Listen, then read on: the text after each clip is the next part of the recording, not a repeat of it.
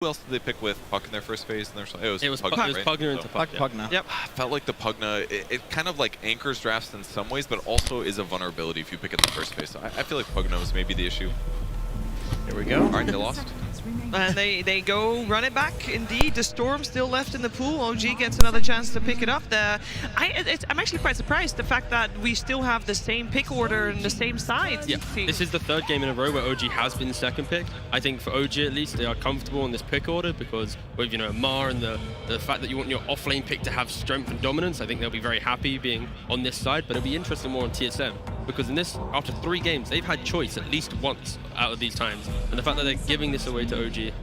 It's pretty interesting. Yeah, they're confident they can open with Pugna and still get some sort of combo that's not bad.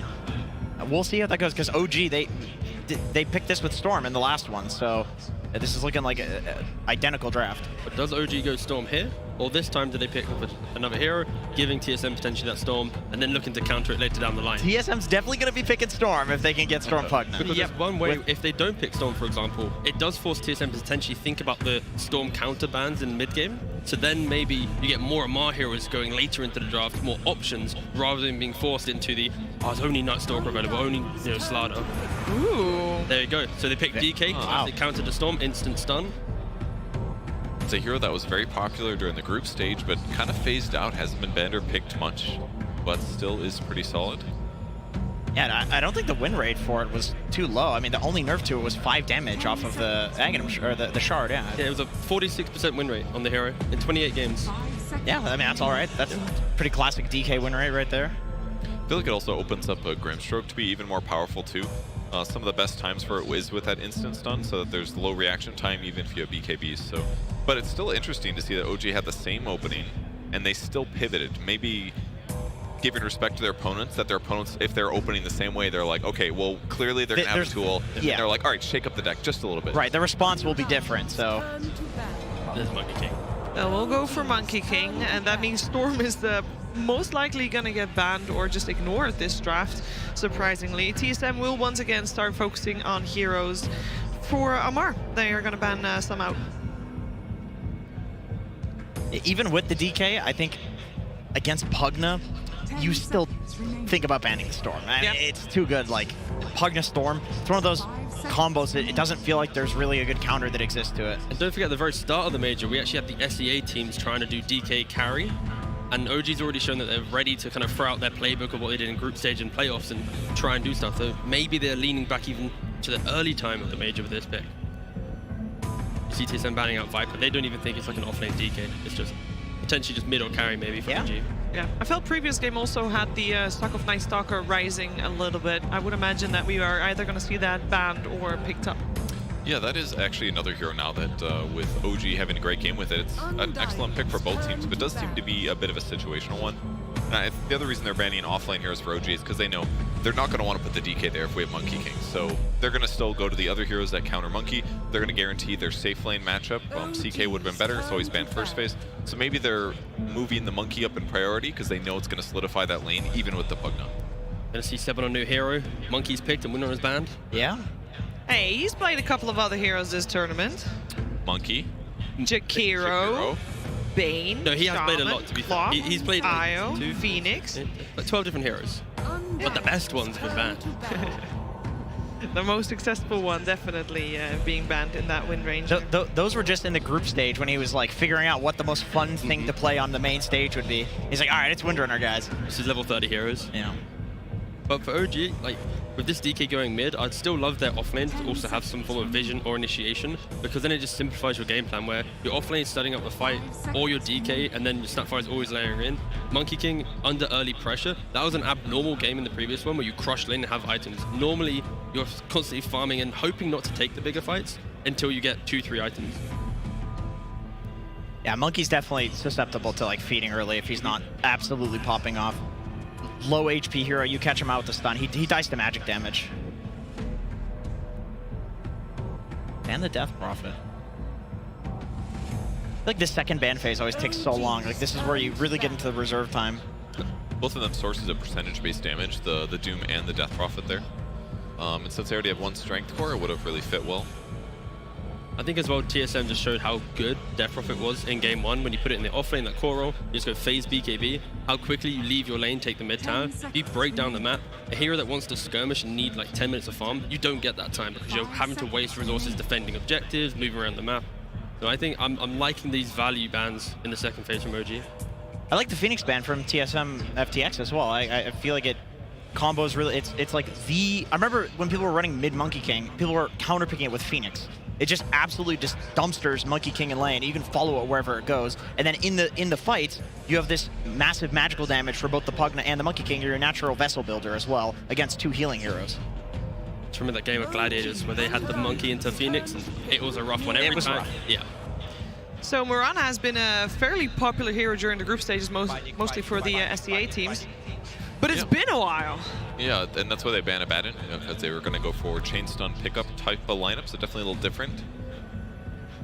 Yeah, I feel like as soon as DK gets a Blink Dagger in this game, it's just going to be all-out fight. Just constantly look for pickoffs, look for the fight. Snapfire might even just go straight Blink Shard, look to join the fights as well. So TSM, they need to either have counter skirmishing heroes or just the super beefy defensive objective style. It's kind of cool too because one of their heroes, the 5 Pugna, is already prevented from saving because you're not really you can heal the guy, but usually you want like a Nightmare Dodge or a Disruption or Ab-Up Shield, something like that to keep somebody alive. So once again, the Pugna kind of provides some draft disadvantages in terms of these counters. It also means that we're most likely going to see Snapfire on the position 5 role for Seb, right? Probably. Shall I check if he played DK5 in his pub? I'm checking. I mean, that would mean that we're going to have a core Snapfire, which, you know, could be the case. Yeah, that's possible. That part's not bad, but the DK support, no way. No way. I don't believe it. No. No, he hasn't. Don't worry. Sorry, crowd. Every time the draft gets to this point, I just look at Batrider. That's like the cheese hero right now to just last pick and absolutely destroy a draft. Like Broodmother's not really a hero. You rarely see Meepo or any of these other like cheese type heroes. Huskar kind of. I think prior to the group stage, people were picking Huskar and a few teams were messing around with it during the group stage. But yeah, really, it's like Batrider looks really good for both teams right now. I don't think any team have even touched Batrider in the tournament. Like OG, BZM hasn't played it, Amar hasn't played it. Same thing, yeah, neither team's actually touched Batrider at all at the major. Yeah, I don't think, I mean, like I said in the prior draft, I remember Bryle playing it back when it was a very strong hero, like first pick hero. So he does play it, but it's just been a long time, and he's gonna be Leshrac here. Well, here's their Pugna Storm-ish combo. The Leshrac very similar, needs his mana, pushes towers, can frontline a little bit. Even if he gets chain stunned, you can cover himself with items and Pugna heals. So I think it's a pretty good solution. If there wasn't a Pugna, I'd be like screaming for an Oracle. Even though the hero's kind of dead, when you have Monkey and Leshrac in the same draft. I don't know, dude. I feel like you need a fat guy right now. You do, no, exactly. Like, okay, there he is. There's the big boy. Like, none of these heroes run in and do stuff. Get things started, so that means it's Monkey 4 probably? Monkey 4, Moonmeander Classic, so he's more than happy. Does this help OG in any way? Like now they can feel more confident putting the Dragon Knight in the offlane, right? With well, I think even if you play the Monkey King as a 4, you just run Monkey against the DK and just throw Pugna in the offlane. Okay, we finally get to see an Invoker on main stage. Notel's happy with that as well. A lot of Invoker fans in the I was gonna say in the chat. What's wrong with me? I mean, this is technically a live chat. Live chat. It is, it is. The BZM Invoker has been quite phenomenal. So looking forward to seeing that on the main stage indeed. Does mean that we're most likely going to see a Dragon Knight played by Amar, or would you rather see it played by Yuragi? Like, what's the deal here? I kind of feel like it's 100% being flexed into the carry role more, and it's just allowing this Invoker to be this quad spec style. Leshrac's going to come for this tower, boom, instantly remove that mana. Same thing for Wraith King. At 15 minutes, OG is going to be knocking on your doors. Yeah, I love also the pivot to, you know, having the Cataclysm. Like, if DK gets a stun on anybody, they're so dead.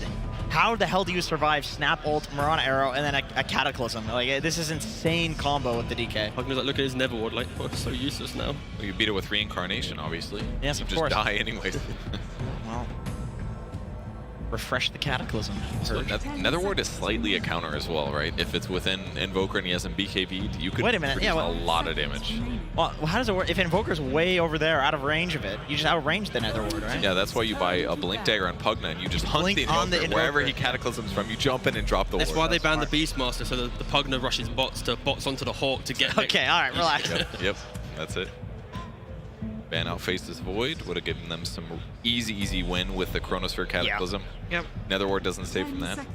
With the anti-mage ban, I feel like I have to ask the question, is there any way somehow TSM fits in a Storm Spirit? They would have to do like Lesh offlane. Yeah, I mean, that actually seems pretty good with If it's Monkey King setup. If it's against like DK, it could work, but maybe a more conventional rundown carry type hero, it could be rough. Okay. Because it requires you to keep your 4 there much longer because he's squishier as a 3 position hero, but they could switch it up if they wanted to be crazy like that. I guess I don't know if they need a Storm in their draft right now. It just doesn't feel like something they need. Isn't this still just a Night Stalker game for TSM? Against all the heroes of OG, once you survive that, you get just go phase BKB, the vision, it allows for you to actually take some of these fights or even just dodge them. Yeah, the value of running away is also pretty good in Dota. Yeah, it'd work out really nice, I think.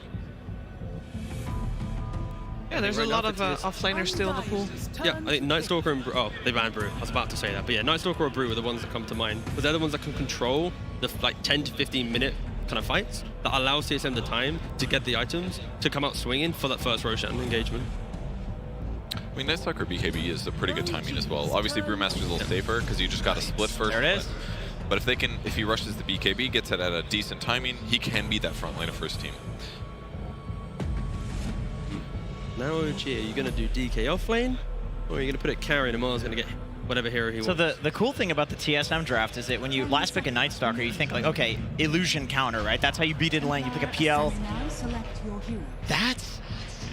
That's tough into Leshrac, but it is a free lane for TA. It's a completely free lane. It looks pretty solid to me because it's going to give him some really nice late game potential. Just got to get on those supports. Pugna's going to struggle a little bit to defend himself and everyone else in the team.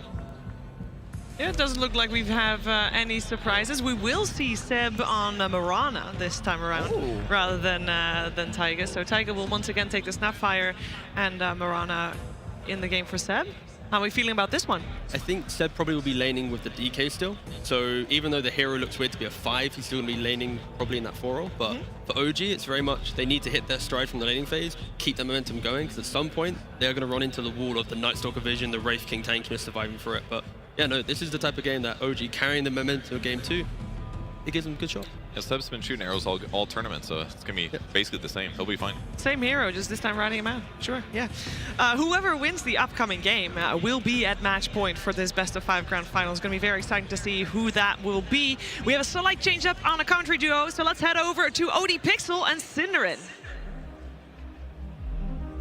Thank you very much, Steve. Yes, we're getting very ready for Game 3 between OG and TSM FTX. Some exciting stuff here, Sin. We're getting the BZM Invoker coming out, always a joy to see. And of course, that last bit, the Saberlight Night Stalker. I think he's sort of got to see what Amar was having fun with in that last game. And we've seen it before from him. He wants to bring it out again now. And of course, a very good game for the Night Stalker once again. Yeah, and like the panel pointed out, it's going to be Seb playing another Archer in this game. Obviously, the Marana instead of Windranger.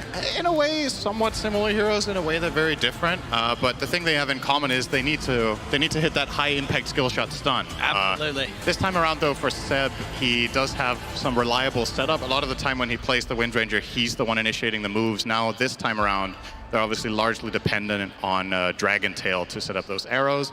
And they're playing against effectively 0 direct saves, right? They banned out the Abaddon, and TSM were not opting to go for something like an Oracle or anything to that extent. So could find major impact. All right, let's have a look here as we get ourselves into the 3rd game. See if we get ourselves a bit of a closer matchup. Of course, the first 2 games pretty much been a stomp either way, with TSM FTX taking that first match and OG game 2. Just for the last pick from OG, anything's around a carry TA. Do you think this is a pretty good game for it, or are there things that TSM FTX will feel that they have in their sort of arsenal to deal with a carry TA? I would say, theoretically, this isn't the cleanest TA game. Like the panel pointed out, the laning stage should be pretty good, laning up against supposedly Night Stalker +1. But the thing is, there's a couple of those classic, I wouldn't call them necessarily counters, but there's a couple of problems, right? You're playing against Decrepify, which can save either the target you're on, or you can get Decrepified yourself until BKB.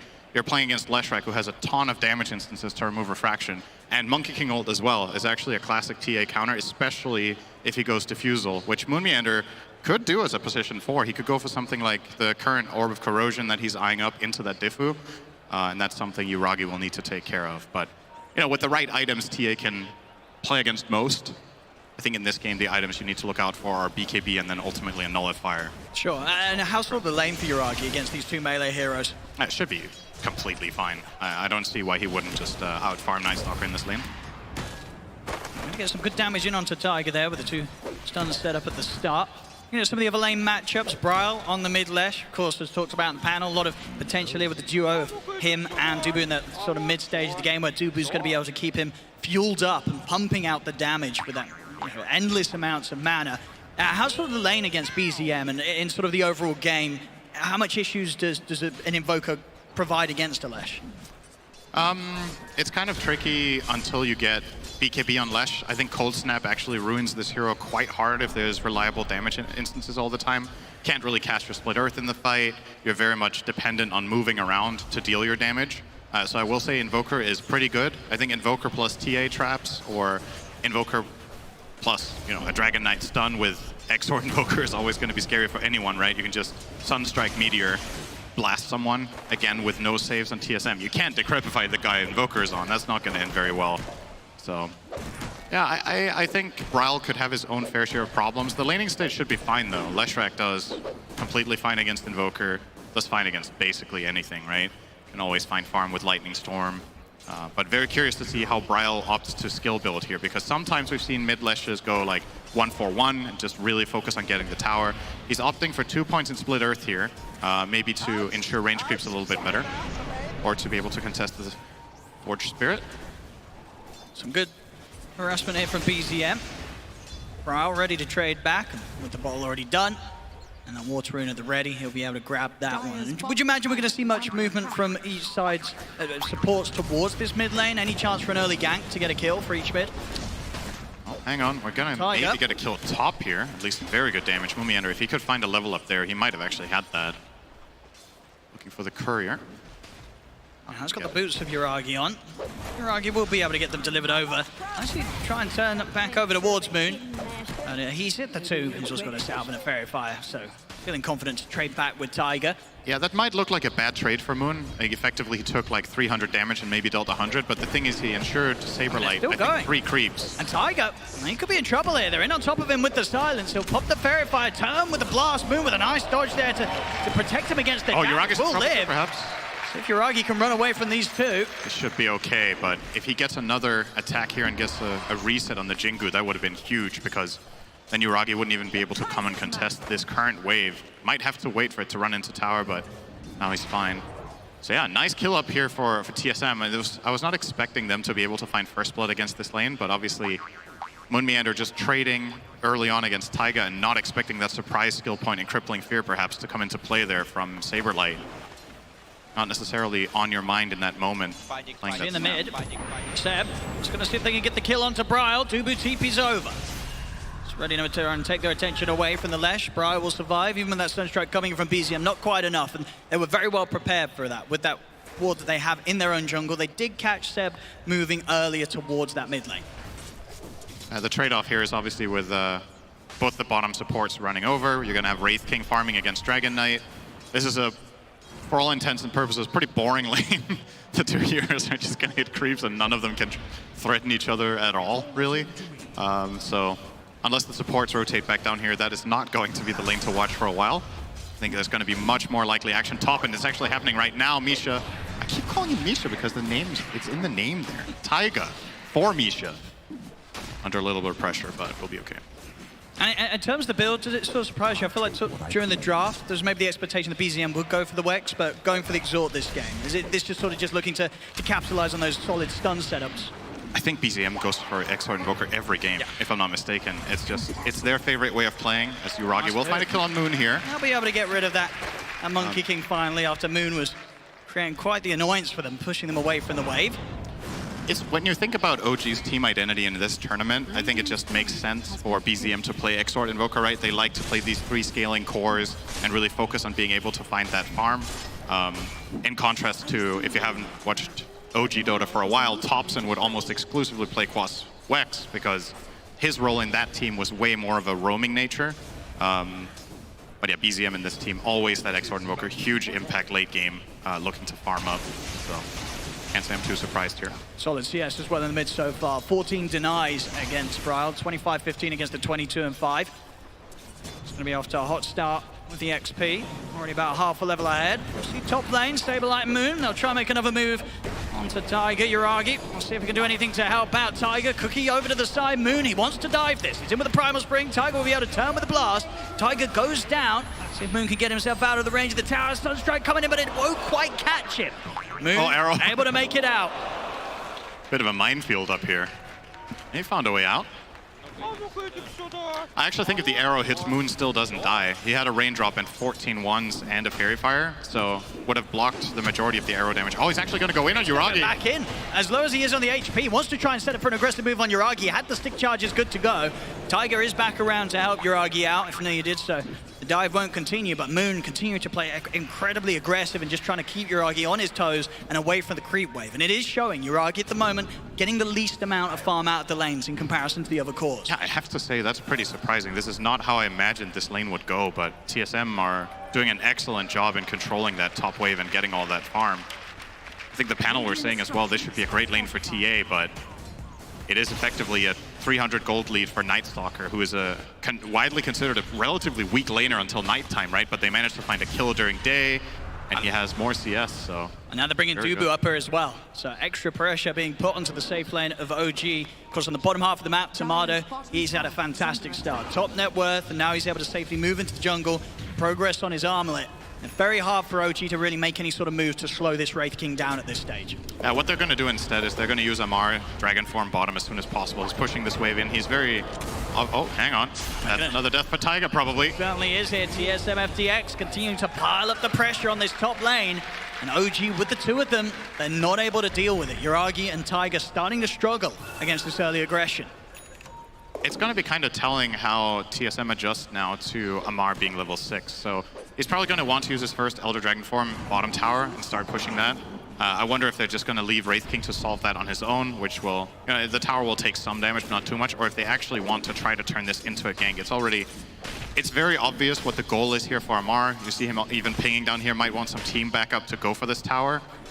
Tomato will be making his way over. There's the Dragon Form, and he's going to, for now, just be alone here while TSM will maybe look to mid, but it's only 1 point in Edict on Bryle, so I don't really know how much they can get done. It's more of a killer with that sort of build. See again, Moon. It's really been on Tiger's case this entire game. Tiger just cannot get away from this Monkey King. They don't like Tiger. And ensuring that there's not going to be any easy way of him getting over towards helping the safe lane, and Bryle heading in and taking away some of these stacks from OG. Tiger and Seb, they'll look over towards him. Oh, he has the haste. He's ready to run down Yuragi. Yuragi is into the mail, but they've got the detection. Dust is out. TPs are coming in, but the Boundless Strike lined up onto the two of them. They'll take out Yuragi. They'll look for Seb as well here. He's got a few leaps to play with, but the damage far too much surely as Bryle burst through and double kill for Bryle. An excellent move off the back of that haste. This should also end in a tier 1 tower. I don't think OG have heroes to rotate that can defend this right now. Invoker is not ready at all, playing as Quasic Sword, so it doesn't really offer much in the way of defense. And with TA dead, I don't think she wants to re-TP up here, but let's see if that is the case. No, she's going to TP on the outpost, so... Oh, good arrow. Oh, wait, was that an arrow? No, he got clapped by the Ogre. The Ogre's got him.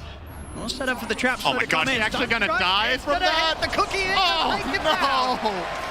The neutral's getting a bit of revenge there against Bryle, as Bryle was taking quite a bit from OG's jungle, but the jungle fought back against him, sets up for Yuragi to get the kill on him, and also to be able to chase down Moon. Yuragi is going to be very, very happy with that, especially after he was having a bit of a tough time in the lane. They do lose the tower, but with those kills, it's really boosted Yuragi back up. He's now second highest in the net worth, only a few hundred behind Tomato.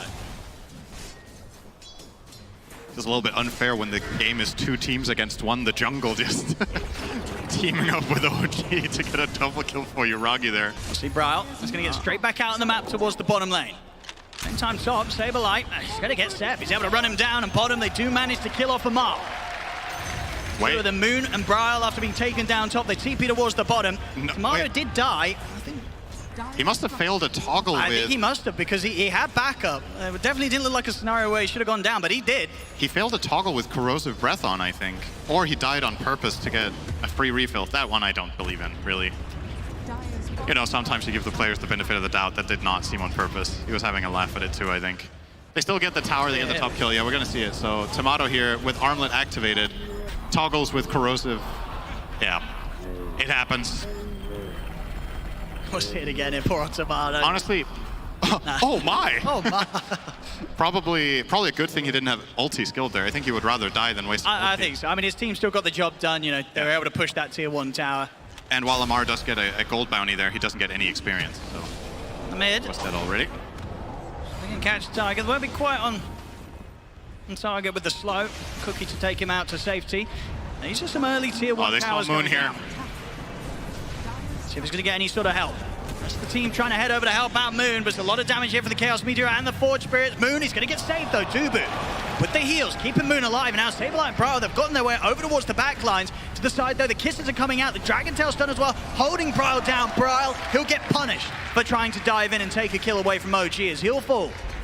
Yeah, OG very adamant about defending this triangle, as they should be. They're playing a TA strategy. You need to make sure this area is under control. It's a huge part of what Iragi will be looking for in order to carry this game, so can appreciate the aggressive move from TSM, but they just got hard countered there by the Dragon Tail into Snapfire ult. And do you like this one from Amar? The Ether Lens Rush. I don't know. I feel like we don't see this very often.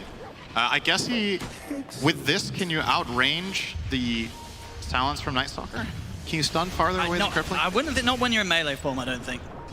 Now, when you're in range form, absolutely with this. And I think that's, not in melee, surely. I think the logic here is that he needs to outrange Crippling Fear, and it feels like if he buys Dagger, then... Oh, hello. I don't think he can really use this for anything. Okay, it's being annoying. I mean, there we go. We saw the range coming into play there. So that's a decent amount. He took 600 damage. That's not all that bad. So yeah, I think it's in order to outrange Crippling Fear, and it is... He's not as dependent on the Blink Dagger, which can be really tricky when you're playing against a hero like the Night Stalker, right? Who can flank you and just get any sort of damage on you so you can't make use of your hero. So I really like the theoretical approach of this. This is one of those item builds where it's either going to look really good or really bad, right? It's probably not going to be somewhere in between. So let's see if Amar gets a lot of value. It's nice to have the mana too, though. You know? Yeah, I just thought of a bit of a different approach. You know, normally Amar, he's going for the carry items. This time he's... That's a good point. Amar bought a utility item. It's a bit of a, a different Amar with it. Can you believe it? Down the mid. TSM FTX wanting to finish off this tower. Brile getting set up upon him. Mars in with the Dragon Tail stun. Dubu fueling Brile back up to full HP, but it's a lot of damage coming out here. Brile, he'll go down. Jiragi takes him out. They'll turn over towards Moon as well. With the damage coming in, Moon is going to have no chance to jump. The Sunstrike is set up straight on target. BZM takes him out. An OG with Amar around in the Dragon form, they can look to push down the tier 1 themselves. Yeah, even with that save attempt from Dubu, pretty much instantly decreping against the 2 Forge Spears, there's just too many stuns and too much slow. Like, he's not getting out of there on Brile. Has the Yules now, but no, it's looking good for OG here. They get the mid-tier 1 first. Playing against Leshrac, you're generally very happy if your mid-hero is the first one to knock down that tower. Still have yet to take the bottom one, though. We've heard S4 talk about earlier today how important it is to open up that tower, but I think OG with their lineup don't necessarily need that much access down here with how happy they are to play triangle with TA. And probably just park someone like Amar down there a lot of the time to just, you know, farm up and soak any ganks. Yeah, TSM FTX, they're just going to come straight back in the mid, try and look for a fight to allow them the chance to get the mid tower. Uragi turns up, and they can't commit all the way deep for Tiger. Tiger's able to step away, but the space was there for Brile to finish off the tier 1. So they'll balance things out in the mid here, TSM. Yeah, Moonmander's going Orchid, so Diffusal was not on the menu for him. Still do feel like it does seem like a pretty good Diffusal game. We got a little bit of a tech issue. I'm sure that will be resolved shortly. They can hear us? Yeah, they can hear us. We'll keep you informed. Hopefully this screen, for those here in the arena, will They all died! Stop it, saying. Nice and Floyd-Man Black! Oh, no. There's no Enigma. People watching online are probably thinking what these guys are talking about. There we go, the screen at the arena's back on. There we go. It's probably Slack stripped over a cable. So we've got it plugged back in and we're back on with the show. 7-7, 15 minutes in, less than 1K in it. It's a close start here off the back of the lanes. Uragi, Desolator done. We saw already in that last fight how hard he was hitting, and with the Deso, it does get that bit scary if they're able to get the TSM FTX lined up. And also, of course, giving them the opportunity to maybe step in for the Roche, especially with the Invoker and his Forge Spirits. A lot of opportunities for that if they win a team fight. I think it's also crucial for OG that their carry in this game has significant physical damage, like overwhelming amounts, because you're playing against a Pugna Netherward, right? So your spell damage from your Quas Exord Invoker is going to be reduced by quite a bit in these team fights. But TA, with Alacrity, can offset that problem in a big way. Just hits insanely hard. You see the damage on TA currently. Yeah. Hitting for 263 pre-Alacrity. So the Alacrity, that's going to be like 300 something, almost 350. He needs to be controlled by TSM, or they need to be able to decrep him, decrep the target reliably.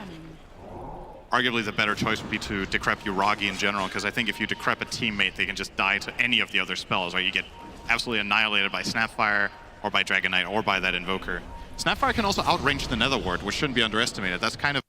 it can deal full spell damage, because the range of this spell is enormous. So they can go for Saberlight. Set up here, allows for the Dragon Tail. Dubu starting to keep Saberlight safe from any follow-up physical. The kisses do still come in towards the three of them. Fair bit of damage, but too far for OG to chase up upon and look to continue for now. Now with the smoke up, TSM FTX might look to try and get the wraparound back in on OG. Oh, they're gonna... Prowl's on a trap, so they know. Yeah, nice try from Seb to get the arrow there. The problem was the Warpine Raiders were in the way. If Seb leaps and then arrows, I think he can find a connection there, but he was probably hoping that he wouldn't have to. Oh, okay. Tomato's in with the blink, and this long wraparound for Saberlight and Dubu have allowed them to come in from the high ground, from the triangle. OG, they'll be under the tier 2 though. Looks like TSM FTX, they don't have enough damage to really take anyone out. It's close to the tower. To hold back and maybe look towards some pressure elsewhere. The bottom creep wave is moving in. Proving to be a little difficult now with the items that OG have for TSM to just get in and kill a hero to start things off. They've got good ways of saving one another, OG. A lot of stuns. Yeah, Tomato opting for the dagger over Deso, so his damage output himself isn't the best, but he has the power to set up for both Leshrac and Saberlight on the Night Stalker to connect onto a target. So they're valuing that higher, and he's actually bypassing Deso entirely, which is interesting. He's just going to go AC instead. Look at this, OG. And of course, with the Deso and the meld, they can take Roshan down very, very quickly. It has been scanned out by TSM FTX. They're going to start making their way straight over to the side. Nice Seb, silence. being a bit of a distraction. They'll lose Seb, but the space is still there for Yuragi to continue finishing the Roshan.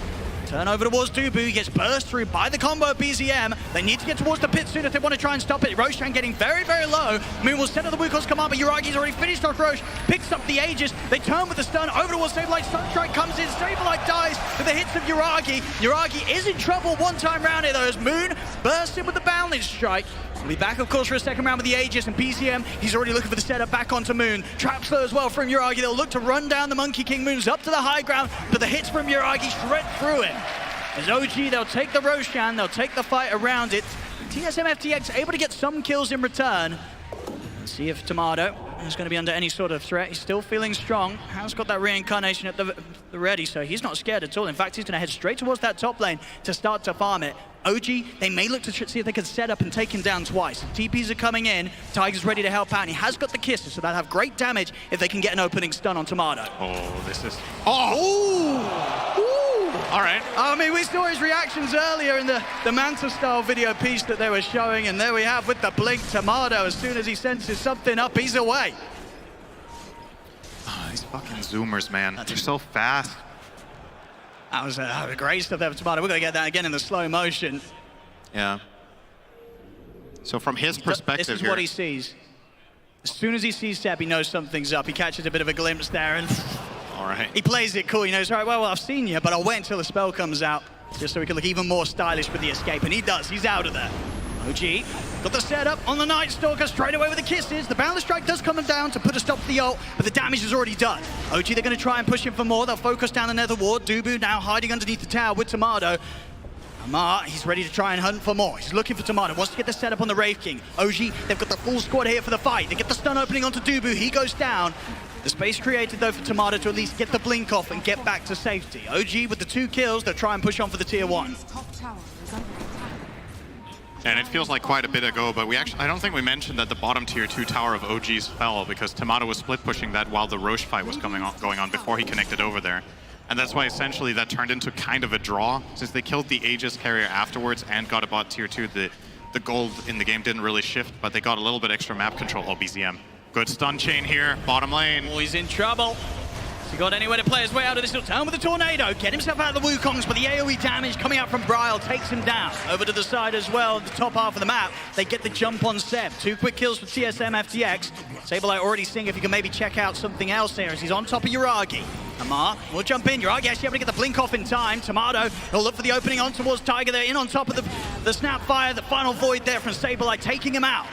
3 kills for TSM FTX. If Saberlight would have chased it a little bit further, that could have gone dicey for the Dragon Knight as well, but Amar will be safe, as Saberlight is now showing himself on the wave. They're just going to cut this wave and take the outpost, which they have access to because of what Tomato did bottom, so this could play a key role in the upcoming map control battle, that they have this access point now. It is very, very strong. I would say for Night Stalker teams to play with outpost is very powerful, right? When the enemy team is going to try to get this outpost back, if you do have that Dark Ascension, you will always have guaranteed vision in the area, even if you don't have any wards. So it can be quite the threat to try to take down. Bottom lane, oh my god, Moon. He is in big-ass trouble here. Gets the Orchid off. He's going to maybe be able to build up the lifesteal, but Amar, the Breathe Fire makes sure there's no chance for Moon to live that little bit longer. Get rid of the Monkey King. Now, BKB is very close for OG now. BZM just about half the gold of a recipe away, and Uragi also 700, and he'll have the Ogre Club. So they'll hit this timing when they've both got the BKBs. And of course, outside really the Wraith King, a lot of the threat from TSM FTX will be limited. AC is done though for Tomato, so that physical will hurt hard, especially when he and sort of Saberlight are punching in with these 2 right clickers. Yeah, with Saberlight's BKB, it seems pretty reliable that they can get onto at least a support and just blast them immediately. The thing they need to be careful about is if they blink in and try to initiate on a BKB target and the BKB does come off, the turnaround potential for OG is exceptionally strong with that Dragon Knight. So BKB usage is super important for both teams, which is hardly surprising, it always is. But in this game, the damage is so explosive from both sides that if you don't pop your BKB in time, it's not a matter of how low you're going to get before you get to use it, it's that you're literally going to die from full to 0. There's just that much coming out from either side, so got to have your reflexes ready. I think eyes on Dubu again now to make some great saves. He has the 4 staff done, so a way to try and break his cores out of the sort of Dragon Tail Sunstrike setup. Talking about that, Dubu will get hit by the 2 of them. As Dubu is going to fall low, Saberlight's going to try and jump in, but with the BKB up from Uragi, Uragi's ready to jump in on top towards Saberlight. Saberlight will get his way back up to the high ground, and Tomato and Bro, they've stepped up, taken down Amar and Seb. Now they can try and look for Uragi with the BKB on cooldown. Uragi, he could be in trouble. Then with the dust out, Tomato's in with the stun. They'll try and cook him out towards the side. Good deafening blast from BZM. Pushes back the 3 of them. Ice Wall as well, trying to hold them out. Uragi's able to blink up to the high ground and TP out. Uragi will live. Tiger turning things around here with the kisses, but Tomato's made his way around over to the Snapfire, takes him out as well. Moon's starting to play around with BZM as BZM has to run back towards the base. He'll live, they won't look to chase. TSM FTX taking out the 3, they'll take out the tier 2 as well. And a solid fight there where they were able to make sure that Uragi didn't get too much done there during his BKB. Saberlight taking away a lot of the attention, and they are able to follow up onto the TA once the BKB had run to an end. You could definitely see what Saberlight, we're going to see that in the replay in a moment, what he was going for with that chase on TA, because he knows this is the primary kill if they can get it. This is the crown jewel of the fight, but he didn't manage to find fog over the tree line here. I think maybe because the creep wave was where it was, Uragi could see him, so he was trying to poke and prod and still survive, but overextended just slightly, and Uragi was very quick to react to the circumstances, find the kill, and get out. Yeah, and even stuck his tongue out in the meantime. He's just a jack of all trades, this guy. Just absolute control. He may get out of there that time, but the rest of his team not having too much fun against TSM FTX in that scenario. 3K lead now for TSM. The prize is mine.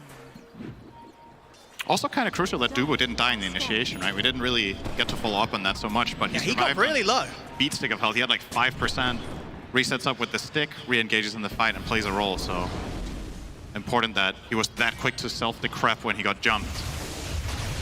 He didn't have enough to finish it off. Obviously, I mean, Decrepify against Quasic Sword Invoker, I talked about earlier how dangerous it is, but that's in the context of a team fight where the Invoker gets a Deafening Blast Meteor combo, right? Against Sunstrike, it doesn't really matter, because it's pure damage, so...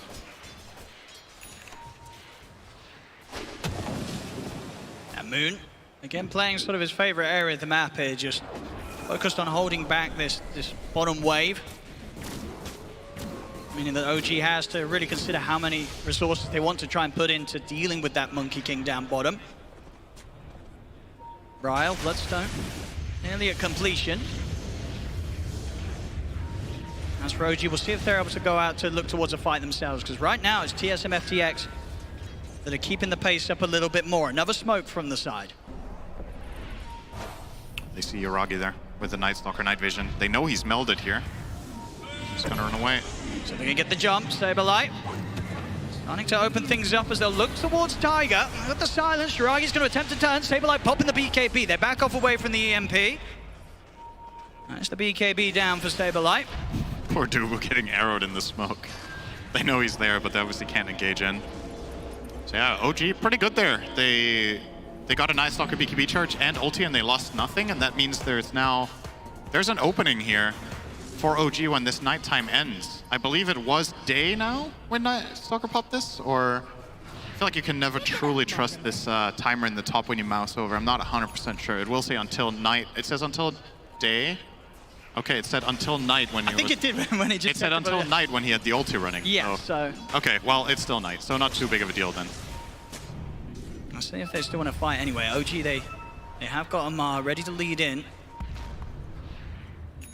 They've got to be quick with the catch, and as we've seen the last few times, Dubu is always ready to try and protect heroes from that chain combo.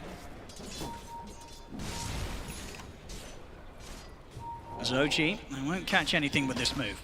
TSM FTX, two set up here as a team for OG to try and get that jump in on anybody. It's BKB, it's done for Tomato now. So now he as well will be ready to get in on the front lines and really commit. The only real threat of the physical coming out from Yuragi. Of course, he has his team to rely on just getting on top of the TA, making sure that Yuragi has a real difficulty getting the job done in a team fight during the seconds that BKB has. Oh, Seb's in trouble. I'll try and get him the stun. Seb up in the lead to try and break away from it all. Tiger dying in a couple of hits here from Tomato. Once there's one hero down, OG, they've got no fight to take. They back off. Seb with the 3 leaps and Moonlight Shadow. You have to get the hell out of there. You've got quite some ground to cover against these heroes if you want to reset. He also has the Force Staff that he didn't have to use, but this is the bigger deal. Roshan, there's 25 seconds on Snapfire. Can OG do anything about this? They will buy back. I don't want to let TSM were hoping for. They have the outposts from earlier, which is very, very important in this game state that they control this area. It's going to make OG's advances here a lot harder to pull off. Look at the drawing they're doing here on the minimap of where they want to smoke. Quite the path, right? Nobody cared about the drawing. They're going another way. Okay, well, straight on, arrow. Not going to connect. Not going to connect. They still want to try and jump Amar. He's looking to get in, but Saberlight reacts immediately with the BKB. They turn over towards Amar. Amar forced to safety for now. The kiss is coming in, but Moon, he's in with the silence. Puts a stop to the Tiger ultimate. BKB popped by Tomato is turning over towards BCM. There's Tiger going down. No buyback on him. Bryle from inside the pit doing the damage out towards both Amar and Seb as Yuragi's committing in, trying for the Roshan with this BKB. He'll push himself out to the side. Bryle getting bashed by the Roshan ever so low. A step by the pit, gets slowed by the trap, but Bryle will live. Saberlight, Tomato, they're back in on top of Amar. Amar goes down. Bryle did finally fall there to the damage from Amar, tick damage, but that's overall a rough fight for OG. TSM FTX, they'll be able to get back into the pit, take down this Roche. As once again, we're just seeing the struggles around that BKB usage of Yuragi. He's just not able to do enough. There's too many tanky heroes, and with the AC aura, he can't quite burst through them as quickly as he'd hoped for as a TA. As they take the Roche, and they'll let Aegis go into the hands of Saberlight. And they were very close to not even finding the Lash. At least they get the Pugna and the buyback, but you're going to see in the replay here, I think he ticks out to the final tick of Fireball that Amar left on the ground, so very, very close to living with that positioning inside the pit. But yeah, this part of the fight I think is actually the most important. Moon Meander taking out Taiga. The Monkey King and Night Stalker matchups are really bad for Snapfire, and that's what you're going to get when you pick it this early in the draft as OG. This deep in the tournament, teams have the solutions ready. You're going to see here, so if you look at his health, the only thing affecting him, I think that TA trap is not dealing damage because it was placed so late. Yeah. So you either died to the last tick of Corrosive Breath or to that Fireball tick, so very close. 4K lead now for TSM FTX, and they have this Aegis in the hands of Saberlight to play with. So he'll be very ready to jump. Yuragi's got to be careful. That's daytime now. 25 seconds until Dark Ascension, and you'd imagine TSM I mean, they want to put their Aegis to use, right? So they can't wait for the next nighttime. So they're going to have to use it together with Dark Ascension. The good news is they can run Saberlight in super aggressively to try to force BKBs or key spells, since he has the Aegis on him. All right, they're poking Tomato. If they can take him down the once, Dubu healing him up. They'll pop the kisses. If they can get either of the two of them out of this, Dubu will fall. A little bit of a window now. 70 seconds, no Dubu. And Pugna, he's been providing some great saves. They try and jump into the high ground, but Seb immediately gets turned upon. Seb goes down. Deafening Blast down. The Deso hits over towards the Monkey King as Moon will fall. And they get more out of this. Still Bryle, Saberlight, and Tomato. Very, very strong, the three of them. Even if they are outnumbered right now by OG, it's hard for OG to take these cores down. And there is a less shard here. Bryle getting that from the Roche. It's very difficult to access the area. OG's got to be careful. There is that jump available from TSM. And now the Night Stalker ulti is going to run out, so this is actually a power play for OG. They're going to try and go Amar. He's in with the combo straight on towards the setup of Bryle. Bryle's able to buy time with the Yules up to into the sky. Uragi is going to be ready for him as he comes down. The Tornado's there. Bryle taken out. They bring down the Lesh. Tomato standing his ground. Turns over towards the TA, but Uragi's able to slide down to safety with the Hurricane Pike. He turns with a huge hit over towards Saberlight. And Saberlight down the ones. They've taken out Tomato. No ult for him as he'll go down on the respawn. Arrow from Step perfectly lined up. OG. They clear up the three cores of TSM FTX. They just bide their time. They wait out the Night Stalker ulti. You know, they have access to that. They know it roughly when he used it. They know how long this lasts, and they're just chilling, you know? TSM stay in the area. They try to control it. They hope OG's going to run into them. They just don't, and then it's an easy fight. Well, he's found here. The 4-staff across as well to cut the Arrow, into the arrow. That's going to be a dead Moon Meander. Out for 70, spent up to get that Bloodthorn done, so some good space now for OG to push for some tier 2s. They just swung the game in a big way. They were 4K gold behind a moment ago, and now they're 4K ahead almost after taking this mid-tier 2. Just this one sequence, just a huge dip.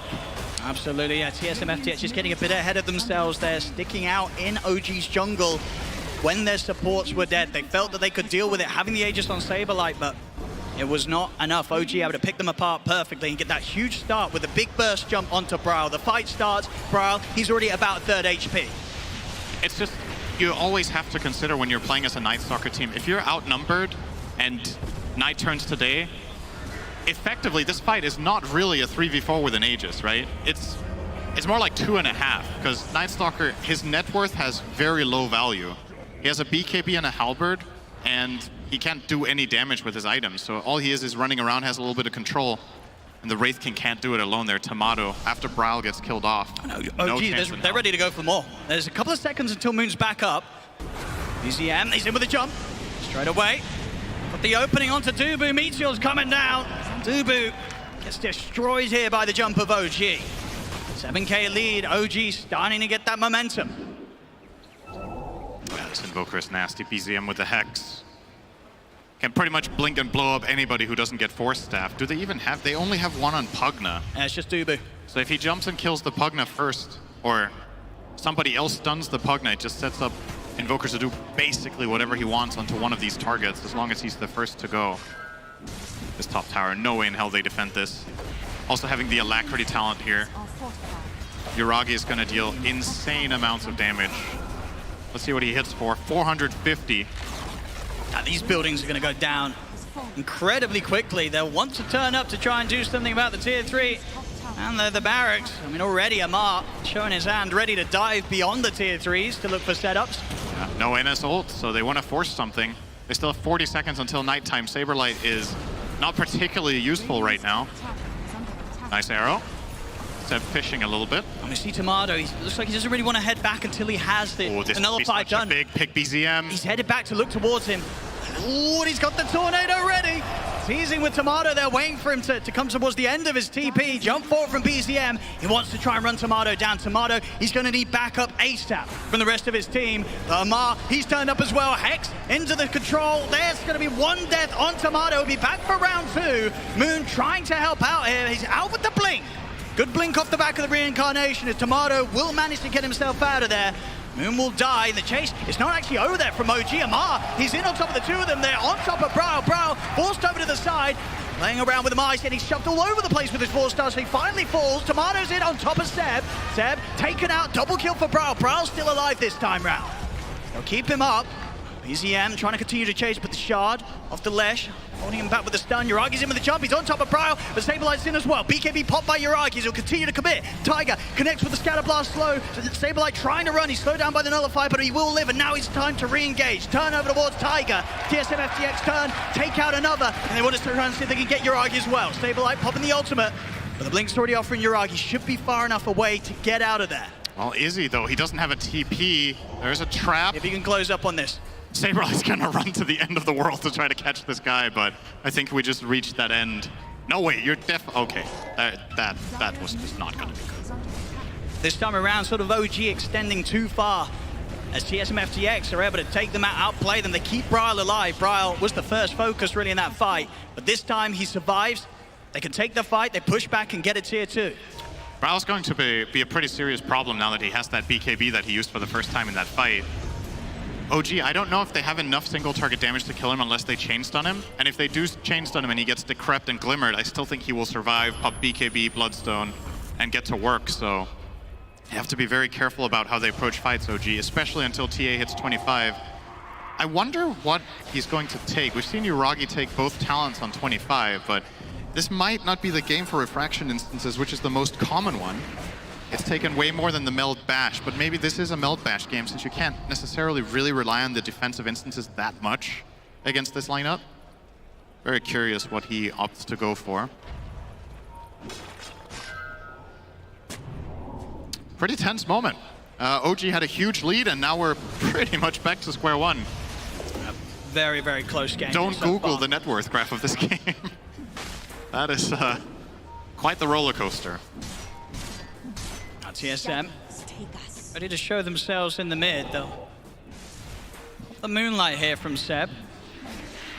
Close to 25 on BZM, another one to look out for. Probably going to see the Radial Deafening Blast, I would imagine. It's a very powerful spell against the Radiant heroes, right? You have the knockback against Monkey King, you have the disarms against him, against the Night Stalker, and against the Wraith King.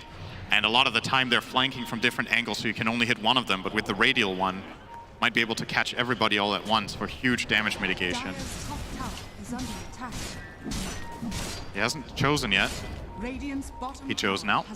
Wonder what the pick rate is for these. This has got to be like super lopsided for Radial. Actually only 70-30. That's kind of surprising. I thought it would be more. All right. And the passives are pretty damn good, so. He'll have his refresher ready for the next fight, BZM. Depends on if he wants to hold on for that buyback gold. As it absolutely is getting to the point in this game where if one team takes a rough team fight, highly likely the buybacks will have to be forced out. Mid lane, in fact all lanes, all tier 2s are gone. So one fight, and you'll have the winning team straight up towards the tier 3s. I can't believe Amar's inventory. I feel like I'm watching a different player. I'm watching Seb playing Dragon Knight. Look at this. There's no damage. Amar, what are you doing?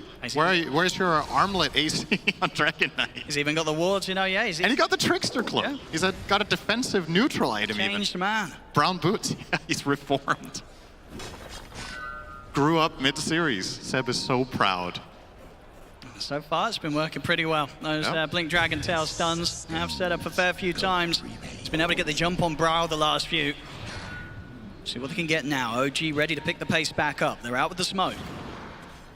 We'll see how prepared TSM FTX are for this. It's been a few minutes since the last bit of action, so a little bit more relaxed. Ubu's going to be jumping Tomato. He's actually going to get straight in on top of Uragi. Uragi pops the BKB, but the disarm was already there, so a few seconds of BKB where he can't really do too much at all. He's going to hide himself with the Meld. Tomato trying to run, but the kisses come in. That's Tomato down the ones. On the back lines, Moon. Wukong's command is down. OG having to back out away from the Monkey King ult. Sablite will continue to chase. OG, Uragi's got to be careful now with his BKB already used. It's not as easy for him to frontline as a TA. Nobody to die, just the reincarnation here taken away from Tomato. Yep, they did force out the Dark Ascension again though. Let's see if they can get back in. It's daytime in 5 seconds. OG would love to fight. I think TSM should perhaps take a little bit of a chiller here for 80 OG's seconds. going to try and force it. Get the hell out of there. They're well aware of the time of day that it's become. They've got the jump on Saberlight opening up. Tomato gets in to cover him. Turns with the stun on towards the Dragon. Another bit of buyback straight away from Tubu. Tomato trying to stay in on top of Amar, but Amar's able to kite him out to the side. Tomato, he'll turn over towards BZM instead. So they can bring down the Monkey King. Mumianda trying to run, but BZM commits. Gets the kill. Double kill for him. They're completely on top of Yuragi here. TSM FTX trying to kill this TA. Yuragi still alive. 3-man cooking there for Tiger. Jones back in, but the split up from Brow. Catches the two, and then Brow will fall. Moon, he brought back to re-enter the fight. Tubu with the life strain, trying to damage Amar, but he's still too tanky as the DK. Amar will be able to step away, steps out for 70. He's got no buyback available. OG continuing to keep the fight going as Yuragi. He's backing onto Tomato. Tomato getting low. Reincarnation's on cooldown. He's not going to have a second life. He goes down. Cooking again for Tiger. Over towards Brow. BZM, he's getting low. Has to keep his distance away from the ledge. They'll be able to kite him out. Nullify onto Brow. Takes him out the use. Brow's out for 2 minutes. Mumianda, pretty much the last one standing in this fight for TSM FTX. He'll try and live, but he cannot. Yuragi, double kill for him. 4 dead on TSM FTX. They put multiple buybacks in an effort to win that fight, and they lose it horrifically. TSM FTX knocked out. OG, they're ready to go down the mid, and with no buybacks, this is going to be serious damage to the base, maybe even the game sit. Yeah, if they realize there's no buybacks here, the game is actually probably over. What's a single Night Stalker going to do here? He can try to cut the wave at the risk of losing his life. He will do so now. If he can get a couple of creeps, he will have buyback Saberlight. He's 48 gold short of the buyback. So he's going to live long enough to get any money. Turning for 1 CS would do it. Okay, maybe another. 30 gold short of the buyback. There's a courier. That'll do it, okay. Oh, no, that still won't do it. He's still short of the gold. He's more gold. They're looking to end the game here, down the mid. We see as well Tomato, he's only 180 gold short of the buyback, but he is short of it. There's no chance of defending. OG, they'll go to the edge and they'll take the game. Damn, what a crazy last fight that was. Funnily enough, one of the deciding factors for OG in winning this game was TA choosing the 25 talent with the refraction charges, so he did up for that one. That's why it took them forever to kill Yuragi. I thought it wasn't going to be that important, but actually it bought him like 3 or 4 additional seconds in that team fight. He buys back, comes back, and he's just impossible for them to deal with.